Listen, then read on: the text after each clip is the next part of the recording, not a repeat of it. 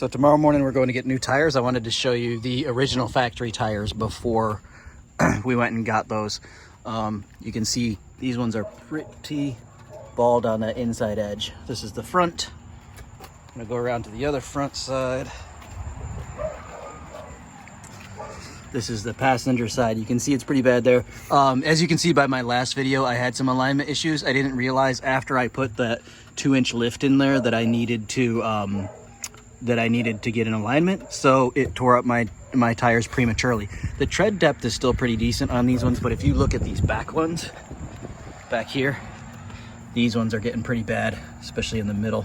These were up front, I rotated them back, but they didn't wear on the inside like the ones that are currently on the front did. Here's the other rear one. It's pretty worn too. Not quite down to the tread wear, but I'm gonna just replace all 4. I'm at 32,000 miles, so these probably would have lasted another 5,000, maybe a little bit more if I had that alignment right after I did the 2-inch leveling kit. But lesson learned, and we're going tomorrow morning to get all 4 new ones, so I'll give you an update then. All right, we got the new tires mounted. They're Goodyear Wranglers. They've got the Kevlar reinforced layer. Not sure what all that's about, but it sounds great.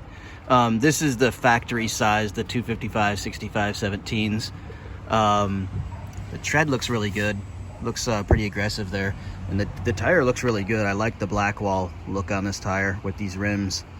The ride home was comfortable and quiet, so they're not really noisy at all, which is great. They felt really grippy on the on-ramps because I take them pretty fast onto the highway, so pretty happy with that. Here's the rear wheel here. Let's go over to the sunny side of the truck so you can see them a little better maybe. Yeah, here we go. Looks good. I ran it through the car wash one time before making the video to get all the stuff that they put on there off when they mount the tires on the rims.